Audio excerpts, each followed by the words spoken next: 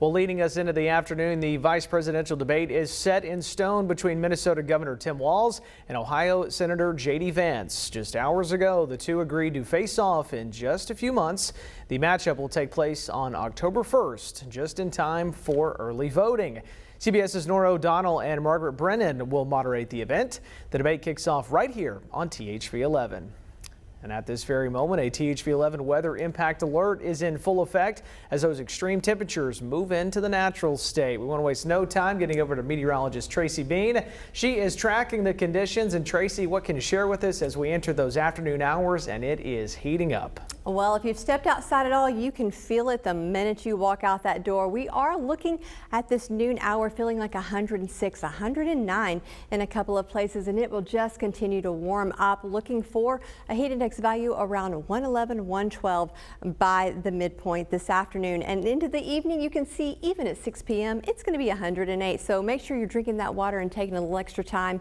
This heat will continue into your Friday, but we've got a little relief headed our way, and we'll talk more about that coming up in just a few minutes. All right, Tracy, thank you. A popular hotel in Pine Bluff is being torn down after sitting vacant for nearly a decade. This afternoon, demolition continues for the Plaza Hotel. Our team spoke directly with Pine Bluff leaders. They say the building has seen its fair share of problems, spanning from a fire to being bombarded with squatters. Now, the city is planning to eventually put up a new hotel, hoping to make the area more safe. A lot of people have a lot of great memories there, but as time went on, with anything, if you don't take care of it and it doesn't have any use, it's going to fall apart. Folks in Pine Bluff can expect to see a brand new Marriott courtyard and its replacement by the end of next year. Well, people in North Little Rock are trying to put a stop to the idea of new changes to their neighborhoods. Earlier this week, homeowners gathered at City Hall after word got out that a data mine could be coming to the area. Now, according to North Little Rock's Planning Commission, a group known as Tyler Investments is behind the idea. The city says they're already proposed using large portions of land to use for future projects, but the mayor insists people have nothing to worry about. I know that area very well. There's some really beautiful homes. They brought their families up. They've got big lands out there. So why would you want to put that kind of effort into a home, a family, a place you're going to raise your kids, and to have something like a data mining company come in that the sound goes crazy? It's just not for the area. And so, yes, I would protect that group very much. The mayor says he is open to welcoming new businesses, but not at the expense of disrupting residents. Well, a shortage of Ozempic is raising concerns for pharmacists across Arkansas. What's supposed to be used for treating diabetes has instead become commonly used for losing weight. Because of that, experts say it's becoming even harder to get and keep the drug in stock. Sourcing the ingredients and having enough supply is a challenge for the manufacturer, but also they're blockbuster drugs, meaning there's high demand, they're highly effective, they're popular. Now, as it becomes harder to get Ozempic, some pharmacies are forced to use alternative drugs. In a crime alert this afternoon, a man is facing capital murder charges following a shooting in Little Rock last month. We received word that Little Rock police arrested Dalen Patterson in connection to the death of Elijah Tolbert. That person was found with a gunshot wound back in July just off of John Barrow Road. He was then taken to a hospital where he later died. In another THV 11 update, this man could face a decade-long sentence for drug and sex trafficking. A federal jury ruled 74-year-old Thomas Kelso was guilty of abusing his position as a landlord. According to investigators, he used his authority to distribute drugs and coerce people into sexual activity. He will be sentenced later this year, where he could spend up to 15 years in prison.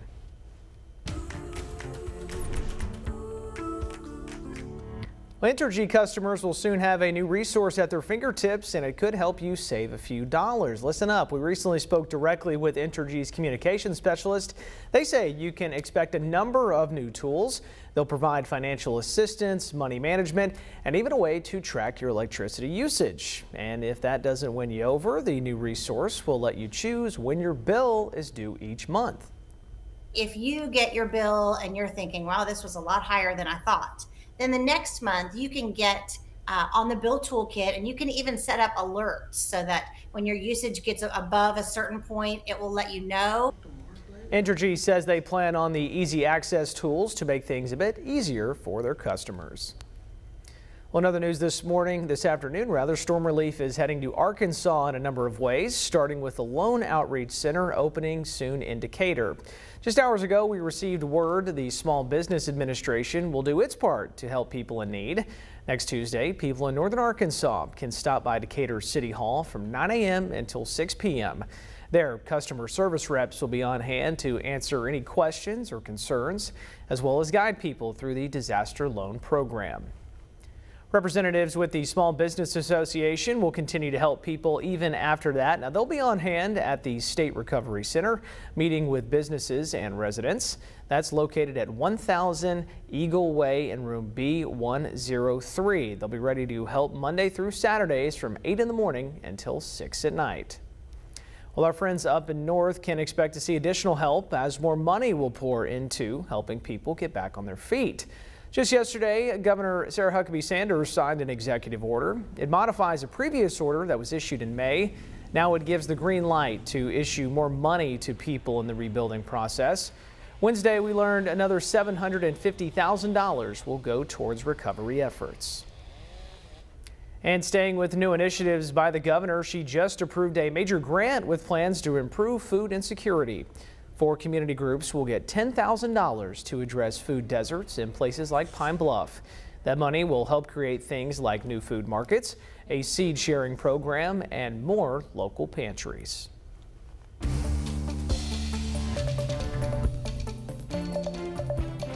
With school getting back in session, some districts are struggling to retain substitute teachers to help those classrooms keep running. It's become a big talking point in many places across the state. Whenever a teacher needs to call out, schools lean on substitute teachers to help get them through the day. However, it's becoming harder to fill those positions as smaller districts have a harder time with paying those subs. I think we're competitive within the schools that are our size, and when you talk about our school and our demographics and what we have, I think we're very competitive within the rates, probably at the top, but we can't compete with the big four. You're not going to compete with Fayetteville, Springdale, Bentonville, and Rogers.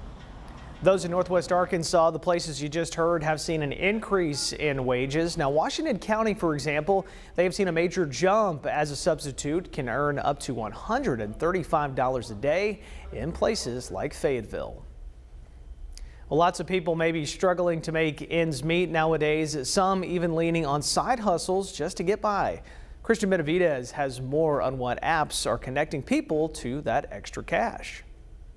Rafael Espinoza owns his own contracting business and is always looking for new jobs. He found this gig with a new app called JobSnap. We did some gutter cleaning, and we also installed some leaf guards for the gutters. JobSnap joins TaskRabbit, Angie, Handy, and other apps that connect workers with homeowners in need of services. It's helpful for the homeowner and the contractor, looking to do work. Many apps charge a percentage of a job's cost, but JobSnap CEO James Albis says his company takes a monthly fee from the gig worker. There's no fee above that, so they can get one job, 10 jobs, and it's still $87 a month. Apps like this have become more popular as Americans turn to side hustles for extra cash. A recent Bankrate survey found 39% of Americans earn money through side hustles, and 28% of side hustlers feel they'll always need that work to make ends meet. We're all looking for extra ways to make money, so the need is very much there. What do you need done here? Miami homeowner Grace Hannon needs this awning fixed and this room decluttered. She snapped a picture and posted it with the price she's willing to pay. It gives me one-stop shopping, I guess. That's a new, way to put it, and everything is right there. Now she's waiting to see if anyone using the app will snap up the work. Christian Benavidez, CBS News, Miami. Just ahead this afternoon, scammers could be trying to take your Medicare information. Our Verify team has details on how to avoid falling victim. That's after the break. We have dangerous heat today and tomorrow for the natural state, but we do have relief headed our way. After the break, we're going to talk about when we could see those temperatures drop and maybe even a little rainfall.